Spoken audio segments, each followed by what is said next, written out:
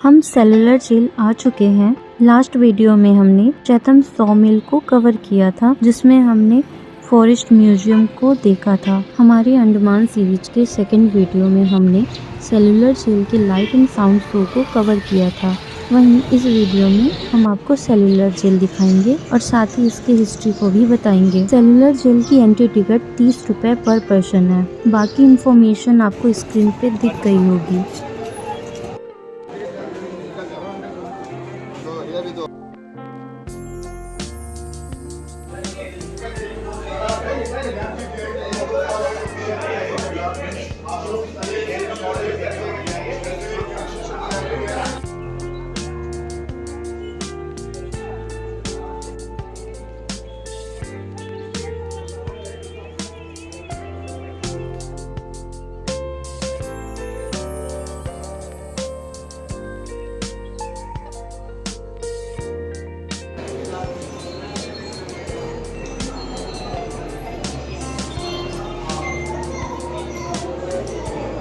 को दिखाया गया ब्रिटिश गवर्नमेंट ने जो जेल बनाए थे, जेल का मॉडल था स्टारफिश के मॉडल। क्लॉकवाइज थी पूरी जेल।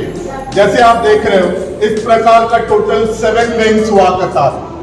देखिए, इस पूरे 7 विंग्स में टोटल सेल्स जो होते थे 693 सेल्स हुआ करता था। और अभी आप जहां पे खड़े हो, अभी आप लोग इस बिल्डिंग में खड़े हो, तो ये पूरा बिल्डिंग उसी समय का बना हुआ है। ब्रिटिश गवर्नमेंट इसे first floor, office room and ground floor store room की तरह यूज किया जाता। जब आप लोग म्यूजियम देखने के बाद जेल में एंटर करोगे, जेल के अंदर एंटर करते ही जेल का जो पहला पॉइंट रहेगा हैंगिंग प्लेस, फांसी घर, ये देखने के बाद कंडेम सेल, ग्रीन कवर करने का सेल, जेल वर्कशॉप। देखिए, इस वर्कशॉप में आप लोगों को ये दिखाया गया ब्रिटिश टाइम में उन फ्रीडम फाइटर्स को कैसे पनिश करते थे, क्या काम करवाया जाता था। कुछ मॉडल, कुछ स्टेचूज आपको इस वर्कशॉप में दिखाया गया। तो ये सारे कुछ देखते हुए आप जाओगे सबसे टॉप पॉइंट वॉच टावर, जो कि यहाँ पे 2 गार्ड खड़े होते थे और पूरी जेल की यहाँ से वॉच करते थे। ये watch tower, centre tower, entrance point. आपको जेल पे जाना है, पहले आपको इस सेंटर टावर पे जाना पड़ेगा, उसके बाद ही आप जेल के अंदर एंटर कर सकते हैं, क्योंकि पूरे 7 विंग्स के एंट्रेंस इसी सेंटर टावर से कनेक्टेड हुआ करता था और कहीं से वे नहीं था, रास्ता नहीं था आप लोगों को जेल के अंदर जाने के लिए। जेल का मॉडल देखिए, यहाँ पे एक विंग का फ्रंट है तो एक विंग का बैक है, ताकि उन कैदियों के बीच कोई कम्युनिकेशन ना हो पाए, वो लोग आपस में एक दूसरे को देख भी ना पाए। और देखिए, यहाँ पे क्या है, जेल घूमने का सिस्टम ऐसा रहता है, आप लोगों को यहाँ पे हर आधे घंटे में गाइडेड टूर स्टार्ट होता है। ऑलरेडी एक गाइड निकल चुका है, दूसरा गाइड स्टार्ट करने का समय हो चुका है। अगर आप लोग गाइड के साथ जाते हो, ये सारे कुछ दिखाता हुआ, एक्सप्लेन करता हुआ हम लोगों को किस प्रकार आजादी मिली है, हमारे लिए उस समय फ्रीडम फाइटर्स ने किस प्रकार यातनाएं सही है, ये सारे कुछ बताता हुआ आपको टॉप तक ले जाएंगे। ये जो जेल का एडमिनिस्ट्रेटिव ब्लॉक था, ऊपर वाले हिस्से में यहाँ का जो जेलर था डेविड बैरे, उनका रेसिडेंस, ऑफिस वगैरह था, और नीचे के हिस्से में पूरे गोडाउन के हिसाब से उन दिनों ब्रिटिश इसको यूज करते थे। तो जैसे ही आप लोगों ने अंदर आया, देखिए सामने की ओर यहाँ पे 2 जोत जल रहा है। ये है स्वतंत्र जोत, उन सभी फ्रीडम फाइटर्स के याद में जलाया गया, जिनको ब्रिटिशर्स द्वारा यहाँ पे बंदी बनाया गया था। और उसको जलाए रखने के लिए हर एक महीने जो है 24+24 यानी कि 48 सिलेंडर्स यूज करते हैं, जो इंडियन ऑयल कॉर्पोरेशन द्वारा इस जेल को फ्री ऑफ कॉस्ट देते हैं, उनके याद में जलाए रखने के लिए। उसी तरह ठीक सामने की ओर आप लोग देख पा रहे हैं शहीद स्मारक। पूरे भारतवर्ष में जितने भी फ्रीडम फाइटर्स भारत की आज़ादी के लिए शहीद हुए थे, उनके याद में बनाया गया स्मारक है। वो जितने एरिया कवर्ड है, वहाँ पे जो है पहले एक लकड़ी का बिल्डिंग था, जो बेसिकली उन दिनों फ्रीडम फाइटर्स के लिए हॉस्पिटल हुआ करता था। टूटने के बाद इसको 1985 में शहीद स्मारक का शेप दिया गया है। सिटिंग अरेंजमेंट, ये लाइट एंड साउंड शो के लिए। शाम के बाद यहीं पे शो होगा। शो के बाद क्या होगा, आपको यहाँ पे बिठाया जाएगा और जेल के बारे में आप लोग पूरे यहाँ से ये देख सकते हो, जो प्रोग्राम जो होता है वो देख सकते हो। उसी तरह ये जो लेफ्ट हैंड साइड में आप लोग 2 जो ब्लॉक देख पा रहे हैं, ये दोनों ब्लॉक यहाँ का किचन और शोरूम के हिसाब से उन दिनों ब्रिटिश द्वारा यहाँ पे यूज करते थे। अब देखिए जेल, इस जेल को बनवाया गया था ब्रिटिशर्स के द्वारा। कंस्ट्रक्शन स्टार्ट हुए थे 1893 में और कंप्लीट किया गया 1906 में, 1906 में, यानी कि तकरीबन 13 साल लगा था इस जेल को बनने के लिए। और इस जेल को एक स्टारफिश का मॉडल में बनवाया गया। स्टारफिश इन द सेंस आप लोग देख पा रहे हैं, ठीक सामने देखिए एक सेंटर टावर है, उस सेंटर टावर के साथ ऐसे पूरे 7 विंग्स को जोड़ा गया। एक विंग इसको बोलते हैं ऑल टुगेदर 7 विंग्स को सेंट्रल टावर के साथ जोड़ने के बाद इन 7 विंग्स पे जाने का रास्ता जो है सिर्फ एक ही दी गई। मैंने अगर किसी को भी अंदर जाना है तो यहाँ से चलते हुए जाएंगे टावर, वहाँ से कनेक्टिविटी थी जिसके थ्रू हर विंग्स पे जाने का रास्ता दिया गया, अदरवाइज कहीं से कोई रास्ता नहीं था। ये जो आप देख पा रहे हैं विंग का सामने कैसे है, और अगर इस पे ध्यान दोगे तो देखिए ये इसका पीछे कैसे है। अगर कोई भी एक कैदी एक रूम में बंद है, एक सेल में बंद है, तो दूसरों के साथ कम्युनिकेट ना कर पाए, उस हिसाब से ब्रिटिशर्स के द्वारा उन दिनों इस जेल को बनवाया गया। तो जेल बनते हुए इसके अंदर टोटल 7 विंग्स था जिसपे 693 रूम्स थे, और हर एक रूम जो है सॉलिटरी कन्फाइनमेंट है, यानी कि एक रूम में एक कैदी को रखते थे। लेकिन आज इस जेल के अंदर आप लोग देख पाएगा सिर्फ 3 विंग्स, जिनमें से देखिए मेरे पीछे आप 2 देख पा रहे हैं, एक इसके बैक साइड में, तो बाकी के 7 में से 4 जो है वो डिस्ट्रॉय चुके हैं, टूट चुके हैं। और टूटने का भी बहुत सारे कारण है, जैसे कि अर्थक्वेक जो 1941 में भूकंप आई थी, उस पर इसकी कुछ हिस्सा डैमेज हुआ। फिर 42 से 45 जब जापानियों ने सेकेंड वर्ल्ड वॉर में अंडमान को ऑक्यूपाई किया था, जापानीज क्या किया, यहाँ पे बहुत सारे बंकर्स, रेसिडेंशियल एरियाज, ये सारे चीज बनाने के लिए भी इनका टूटा हुआ ब्रिक्स वगैरह रीयूटिलाइज भी किया गया। उसके बाद इंडिपेंडेंट हुई। इंडिपेंडेंट के बाद 1964 चलते चलते जब यहाँ पे सेटलमेंट पॉपुलेशन वगैरह हुई तो हॉस्पिटल की जरूरत थी। इंडियन गवर्नमेंट ये जो पीछे की ओर टूटा हुआ जो 4 विंग है उस एरिया को टोटली क्लियर करते हुए वहाँ पे एक बहुत बड़ा सा हॉस्पिटल कंस्ट्रक्ट किया जिसका नाम है GB Pant hospital, Govind Ballabh Pant hospital. तो ऐसे बहुत सारे कारण हैं जिस वजह से आज हमारे पास 7 में से सिर्फ 3 विंग्स बचा हुआ, बाकी के 4 पूरे के पूरे टूटे। अब देखिए जेल को बनवाने के लिए एस्टिमेट कॉस्ट लगाया गया तकरीबन 5,25,000 रुपीज, लेकिन जब कंप्लीट किया ऑलमोस्ट 8 लाख रुपीस में कंप्लीट कर दिया गया। 13 साल लगा। इस जेल का जेलर था डेविड बैरे और आर्किटेक्ट था मैककुलर। ब्रिटिशर्स के द्वारा इस जेल को 1938 तक यूज किया, 1938 यानी कि बिफोर इंडिपेंडेंस। 38 में उन लोगों ने इसको टोटली खाली कर दिया गया, इंडिपेंडेंट हो गई। इंडिपेंडेंट के बाद 11 फरवरी 1979 में इस जेल को एक नेशनल मेमोरी डिक्लेयर किया। तो आज एक हेरिटेज बिल्डिंग की तरह इसको यूज करता है, जहाँ पे अभी आपके पास देखने के लिए है कंडम सेल, फांसी घर, सावरकर जी के रूम, पनिशमेंट पॉइंट, ऐसे बहुत सारे चीज देखता हुआ आप लोग ऊपर वहां से और तक जा सकते हो। तो एज ए गाइड आज कुछ दूर तक आज मैं चलूंगा आपके साथ, नंबर 7 पे, यानी कि विंग्स के काउंटिंग जो है वहां से स्टार्ट होगा क्लॉकवाइज, 1 2 3 4 5 6 7 ऐसे क्लॉकवाइज। तो फर्स्ट है और ये लास्ट पे नंबर 7 विंग। इसकी क्या इंपॉर्टेंस है, इसके ऊपर के लास्ट रूम जहाँ पे विनायक दामोदर सावरकर जी को रखा गया, वीर सावरकर जी जिनके नाम से अंडमान के एयरपोर्ट है। ऊपर चलते वक्त उनके बारे में आपको एक्सप्लेन करूंगा। इसी विंग के नीचे कॉर्नर के 4 रूम, इन 4 रूम को बोलता है कंडम सेल्स।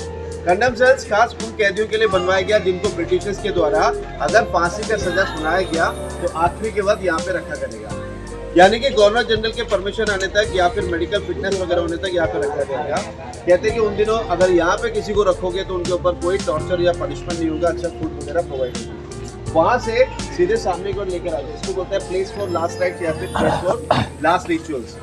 यहाँ पे उनका लास्ट बात रिलीजियस बुक्स वगैरह पढ़ाते थे और उनसे आखिरी इच्छा पूछी जाती थी। ये आखिरी इच्छा क्या होता है कि मरने के बाद उनके बॉडी को किस धर्म के हिसाब से क्रियाक्रम किया जाए, क्रिमेट वगैरह किया जाए, यहाँ पे पूछा जाएगा। उसके बाद यहाँ से सीधे सामने फांसी घर के ले जाएंगे, ठीक है? ओके, फांसी घर। तो जो फांसी घर है ये जो अभी आप देख पाएंगे इसको रेनोवेट किया गया है। ये फांसी घर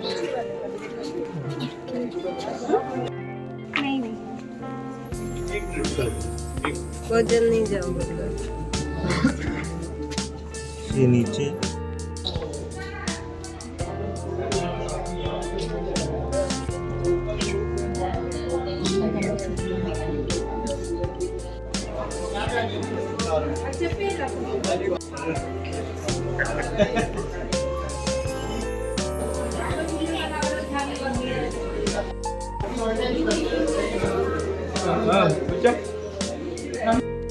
एक बॉक्सेट है, इसका पोर्टेशन वही है, जगह वही है, खाली इनमें जो चेंजेस लाए गए जैसे कि नीचे की ओर पहला स्पॉट ये जो देख पा रहा है ये ऑयल मिल है, ओरिजिनल है। ब्रिटिश रूल के हिसाब से जिस किसी भी कैदी को ऑयल मिल में काम देता है इनको per day 30 pound coconut oil और 10 पाउंड जो है सरसों के तेल यानी कि मस्टर्ड ऑयल निकालना होगा। अब ये कैसे निकाला जाएगा, नारियल का जो सूखा हुआ ड्राई कोकोनट इसको कोपरा को जो है इसके अंदर डाला जाएगा। नॉर्मली क्या करते हैं, नारियल को छिलके उतारने के लिए किसी भी नोकीले चीज में मारना होगा। देखिए यहाँ से जैसे इस पे मारते हैं। अब इनमें से क्या होगा, छिलका बनता है, इन छिलकों को पहले पानी में डुबो के रखा जाएगा। बहुत देर तक कोई भी चीज पानी में रहेगा तो क्या होगा, उसमें एक सॉफ्टनेस आएगी। पानी से बाहर निकालते हैं, लकड़ी के ऐसे बड़े बड़े पीस के ऊपर रखकर ऐसे जो वुडन स्ट्रक्चर है, ये जो वुडन हैमर है, इससे इसको मारना शुरू हो गया। अब मारने कूटने में क्या होगा, इनमें से बहुत सारा रेशा बनते हैं, फाइबर्स निकलेंगे। इन फाइबर्स को पहले अच्छी तरीके से सुखाया जाएगा। सुखाने के बाद देखिए यहाँ पे हैंड मशीन है, ऐसे हैंड मशीन यूज करते हुए यहाँ पे नारियल के रस्से बनवाते हैं। तो इसके लिए क्या करते हैं, फाइबर को जब हुक्स पे लगाने के बाद हैंडल को जब रोटेट करेंगे, ये क्या होता है, क्लॉकवाइज और एंटी क्लॉकवाइज बनता है। इससे क्या होगा, इंटरलॉक होता जाएगा और ऐसे नारियल के रस्से बनेंगे। अब इसकी जो भी क्वांटिटी तय होगा, इसकी जो भी टास्क होगा, इनका जेलर जमादार इन सब के ऊपर डिपेंड होगा किस कैदी से कितनी मात्रा में काम करेंगे। इसी तरह इस जेल के अंदर जितने भी पनिशमेंट्स थे उनमें से one of the tough punishment जिसको बोलता है वो है फ्लॉगिंग पनिशमेंट। यहाँ पे आप देख पा रहे हैं फ्लॉगिंग फ्रेम। ये जो फ्लॉगिंग फ्रेम है ये ओरिजिनल है, इसको हिंदी में बोलता है टिक टिकी। ब्रिटिश रूल के हिसाब से जिस किसी भी कैदी को फ्लॉगिंग किया जाएगा, इनको सबसे पहले टोटली नेकेड किया जाएगा। इनके दोनों हाथ और दोनों पाँव को लॉक करते हैं। एक बार हाथ और पाँव लॉक करने के बाद पीछे बटक्स की ओर एक कॉटन क्लॉथ रखा जाएगा, जिसको आइदर एक बेल्ट या फिर रस्से वगैरह से टाइट से बांध दिया जाएगा ताकि ये लोग मूवमेंट ना कर पाए। Then punishment start.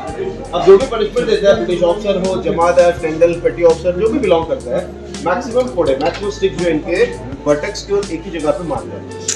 कंटिन्यूसली कोड़े पड़ने से क्या होगा, अगर स्किन फट जाए, चमड़े फट जाए, तो इनको डबल पेन, नीचे लेट नहीं पाएगा, बैठ नहीं पाएगा, चल फिर नहीं पाएगा, टॉयलेट नहीं कर पाएगा, ऐसे बहुत सारे प्रॉब्लम्स को फेस करते हैं।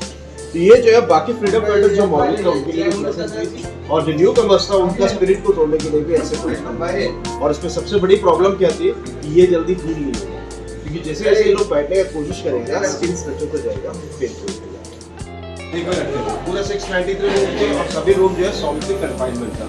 तो सपोज ये लोग कभी आपस में कहीं बातचीत करना हो पाए क्या, या फिर किसी ब्रिटिश ऑफिसर्स के साथ किसी ने आर्गुमेंट कर ली, काम करने से रिफ्यूज करता है, ऐसे सारे केसेस में उनको जो यहाँ पे एक पीरियड डिक्लेयर कर देते, पनिशमेंट पीरियड, और ऐसे ड्रेस पहनाते थे।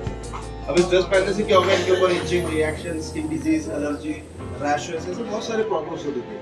नॉर्मल ड्रेस आप लोग देख पाएगा, ये ऐसा नॉर्मल ड्रेस के साथ साथ देखिए यहाँ पे 3 फिटर्स मौजूद है। एक है चेन फिटर, दूसरी है बार फिटर और तीसरा है क्रॉस बार फिटर। सातों विंग जिसको एक सेपरेट टावर के साथ जोड़ा गया है, सारा इसको देखिए कनेक्टिविटी, वो जो कनेक्टिविटी है वो अभी परमानेंटली फिक्स हुआ, अदरवाइज पहले रिमूव करता है, डिटैचेबल होता है, कभी जरूरत पड़े तो इसको हटाने के हिसाब से। अब देखिए सातों जो विंग्स था, इन सातों विंग में एक सिमिलर चीज क्या था, इन सबका रूम, हर एक रूम जो यहाँ पे इक्वल साइज का था, 13.5 फीट बाई 7.5 फीट के सारे रूम। और इन सभी रूम्स में आप लोग एक चीज जो कॉमन देख पाएगा वो है इसका लॉकिंग सिस्टम। देखिए ऊपर में सारे रूम रेडी, आप लोग ऊपर जाके देखिए। लॉक सिस्टम बिल्कुल ही बाहर बनाया गया ताकि अगर कोई कैदी अंदर मौजूद, उनके हाथ में चाबी भी दी जाए तो क्या होगा, अंदर से हाथ बाहर डालते हुए खोल लेगा, यानी कि किसी और की मदद के बगैर इसको खोल ले पाएगा। उस हिसाब से सारे रूम के लॉक। अब देखिए किसी भी रूम में कोई वॉशरूम, टॉयलेट, बाथरूम कोई फैसिलिटी नहीं है। इनको रूम के अंदर एक छोटा सा वुडन बेड, एक ब्लैंकेट, खाना खाने के लिए एक बर्तन, पानी पीने के लिए छोटा सा बॉल और एक मिट्टी का गला, क्ले पॉट होता है ना, बर्तन पॉट, ये जो है इनको रूम में प्रोवाइड है। तो नॉर्मली क्या होता था, मॉर्निंग आवर्स पे इनको रूम से बाहर लाते थे, मॉर्निंग और आफ्टरनून, दिन में 3 वक्त बाहर लाते थे, कुछ चंद मिनट के लिए। उस दौरान ओपन शेड होती थी जिसमें 15, 20, 25 कैदी टॉयलेट बार ये सारे फैसिलिटी ले सकते थे। लेकिन जब शाम को एक बार अंदर लॉक हो गया उसके बाद अगर उनको टॉयलेट वगैरह करनी थी तो उसी मिट्टी के घड़ा को यूज़ करते थे, उसी क्ले पॉट को यूज़ करते थे, पूरी रात अंदर रह के नेक्स्ट डे मॉर्निंग से क्लीन कर सकते। अब देखिए ground floor, first floor, second floor, 3 floor का है सेंट्रल। इन तीनों फ्लोर को जैसे मैंने कहा है सेंट्रल टावर के साथ जोड़ा गया है। अब सेंट्रल टावर के साथ जोड़ने के बाद पहला जो रूम बनाया गया, यानी कि सारे फ्लोर में फर्स्ट जो रूम बनाया गया वो सभी रूम जो बाथरूम से अलग है, यानी कि उसका लॉकिंग सिस्टम डोर से बाथरूम से अलग था। वो बेसिकली गार्ड से अलग सिक्योरिटी में, क्योंकि अगर किसी को भी वहाँ से क्रॉस करके आगे जाना है, लास्ट तक जाना है, तो फर्स्ट रूम क्रॉस करके ही जाता है। ईजिली कोई भी वॉच नहीं कर पाएगा। उस हिसाब से बनवाया गया कि मिनिमम गार्ड्स मैक्सिमम इंडिविजुअल्स, उस हिसाब से जिनको काम करना। आइडिया ऑफ पैनोप्टिकॉन तो चलेंगे तो आप लोग देख पाएगा सामने एक रूम है जिस रूम में एक फोटोग्राफ रखा गया, उनका नाम है सचिंदर नाथ सानिया जी। इनको भी जो है अंडमान के अंदर 2 बार सजा के तहत लाया गया था। उनका एक पिक्चर यहाँ पे रखा गया, साथ साथ उस रूम के अंदर कुछ सैंपल्स भी रखे हुए हैं। आप लोग वापस आते वक्त उस चीज को देख पाएंगे। अभी हम लोग सीधा चलेंगे सेकंड फ्लोर, जहाँ पे मैं आपको कुछ और जेल के बारे में बताऊंगा। इसमें आप लोग देख पा रहे हैं टोटल 7 विंग्स है। नोटिस किया होगा हर एक विंग देखिए अलग अलग साइज है। किसी का साइज बहुत बड़ा है तो किसी का बहुत छोटा है। क्या कारण था? जेल बनने से पहले यहाँ पे एक्चुअली बहुत बड़ा पहाड़ था। पहाड़ को काटा गया, सी लेवल से 60 फीट लेवल करते हुए उन्होंने जेल को बनवाया। उस दौरान उनको जैसे जैसे स्पेस अवेलेबल था उस हिसाब से विंग्स को बड़ा छोटा बनाया। इस जेल का आर्किटेक्ट था मैकुलर। उनका आइडिया था कि बहुत कम गार्ड्स को रख के बहुत ज्यादा लोगों को वॉच कीप करें। इसलिए मैंने आपको बताया कनेक्टिविटी जो है वो देखिए यहाँ पे भी आप लोग देख पाएगा। तो हर एक रूम जो है अलग अलग साइज था, बट जो इसका जो रूम्स होते थे हर एक रूम इक्वल साइज का था। नंबर ऑफ सेल हर विंग्स में अलग था, but size of the cell equal. तो अभी जो चलेंगे जहाँ से बहुत सारे आइलैंड दिखाई देगा, हर एक आइलैंड का जो हेरिटेज वैल्यू है मैं आपको एक्सप्लेन करूंगा। इन बिटवीन सेकंड फ्लोर जहाँ पे मैं आपको विनायक दामोदर सरस्वती जी के बारे में बताऊंगा। यहाँ से जिस रास्ते अभी हम जाएंगे उसी रास्ते आप लोगों को लौट के वापस आना है। जाते हुए आते हुए आपको एक चीज का खास ध्यान रखना है, डोर का हाइट कम है, सर बचाते हुए चलेंगे।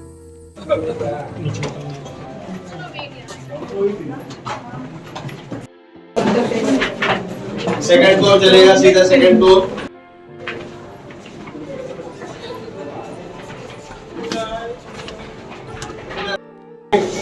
सो जी फिलहाल हम जहाँ पे मौजूद है ये जो जेल का सेंट्रल टावर का बीच केस है। अब मैंने आपको नीचे से बताया था कि कनेक्टिविटी, ये जो कनेक्टिविटी है ये अभी परमानेंटली फिक्स हुआ, अदरवाइज ये रिमूवेबल था, डिटैचेबल था, जिससे आप लोगों ने देखा।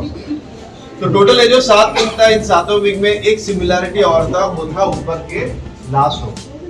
यानी कि सेकंड फ्लोर लास्ट रूम जो है यहाँ पे डबल डोर सिस्टम होता है, जिसमें फेमस पॉलिटिकल प्रिजनर्स, पढ़ा लिखा फ्रीडम फाइटर्स या फिर ऐसे ही लोगों को रहते थे जिनसे ब्रिटिशर्स को खतरा हो। जैसे कि इस विंग के लास्ट रूम में विनायक दामोदर सरस्वती को रखा गया। इनको ब्रिटिशर्स के द्वारा अरेस्ट किया गया था लंदन में उस वक्त अपना लॉ कर रहा था। कहते कि उस वक्त भारत में आज़ादी की मोमेंटम बहुत तेज थी। इनके ऊपर बहुत सारे चार्जेस लगाते हुए वहां पे अरेस्ट किया और बाई शिप जब इंडिया लाया जा रहा था तो फ्रांस के मार्शल्स पोर्ट में जिस जहाज में इनको लाते थे उस जहाज से इन्होंने जंप किया और स्वैम करता हुआ फ्रांस एस्केप करके भाग गया था।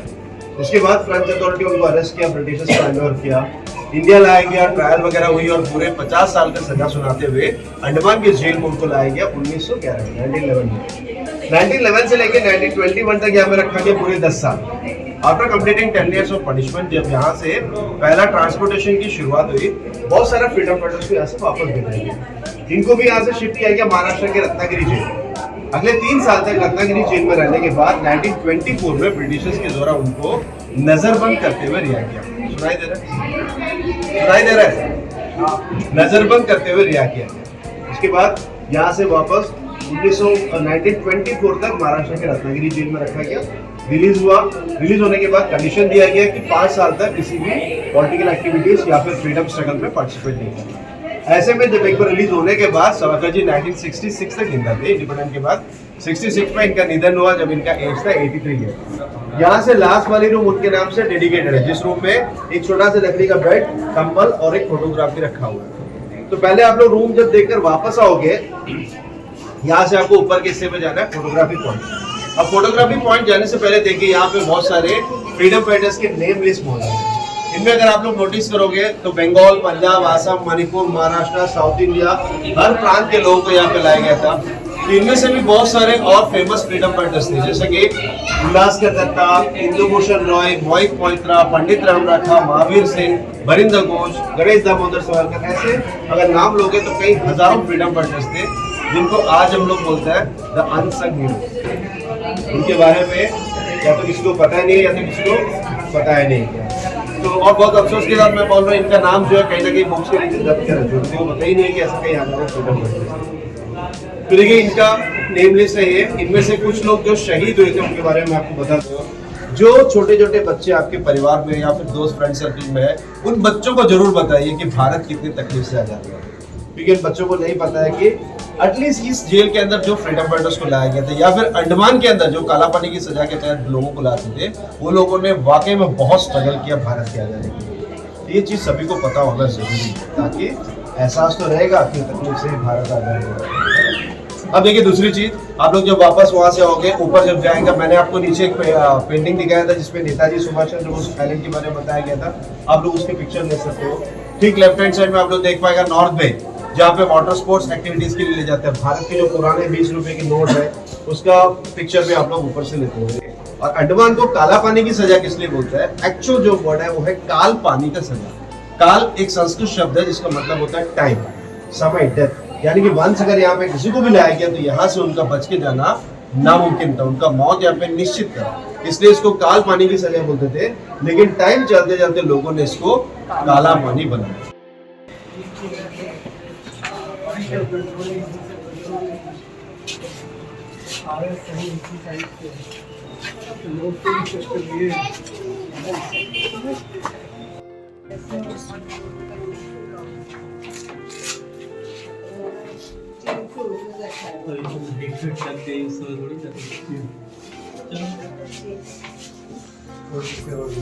There's a bed put there. We used to get bed like that to sleep. Only that much position.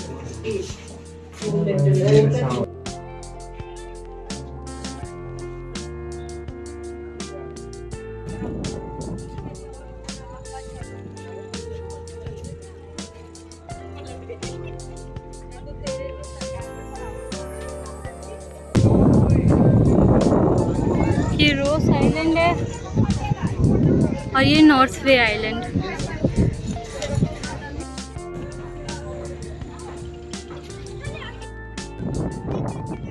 क्या व्यू है इधर।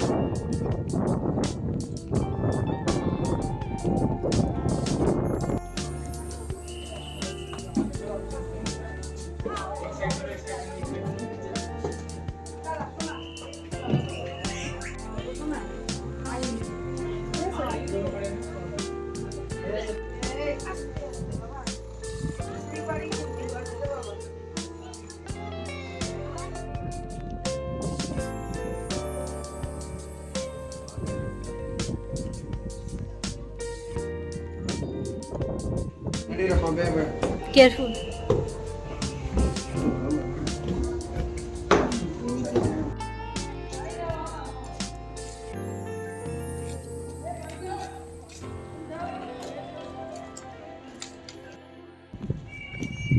फाइनली हमारा अंडमान का सफ़र आज ख़त्म होता है। अभी आराम मिलता है। अभी आराम मिलता है, दोपहर में इतना धूप। आप बोलते हैं 9 बजे, ये जूता पहना वाला 5 बजे तक बोलने से कैसे रहेगा? अच्छा अच्छा, बहुत मुश्किल होता होगा। ड्रेस भी ऐसी है, कब जाने से खोल के फेंक नहीं करेगा। बस हो गया अंकल, टाइम हो गया। अभी कितनी देर रुकना होता है? अच्छा अच्छा अच्छा। अभी लाइट साउंड शो भी है तो भी आप हाँ में चला जाएगा, ड्यूटी चेंज हो जाती है।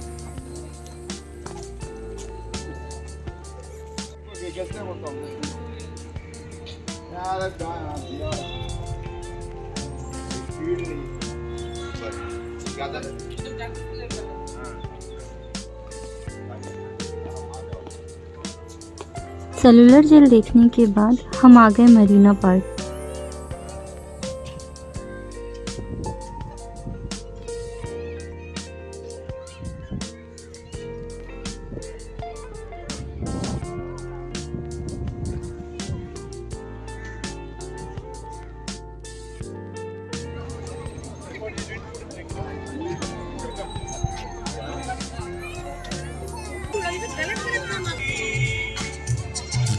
तेरी बाहों में बीती हर शाम, तेरा वादा वो कसम, कोई राजा बोलेगा दिल।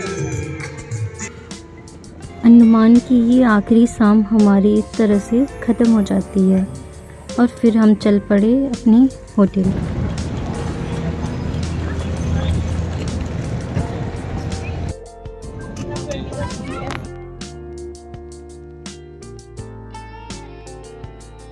तरह से हमारा अंडमान का सफ़र ख़त्म होता है। अगर आपको हमारा वीडियो और इन्फॉर्मेशन अच्छा लगा हो तो हमारे चैनल को please like, share and subscribe करें।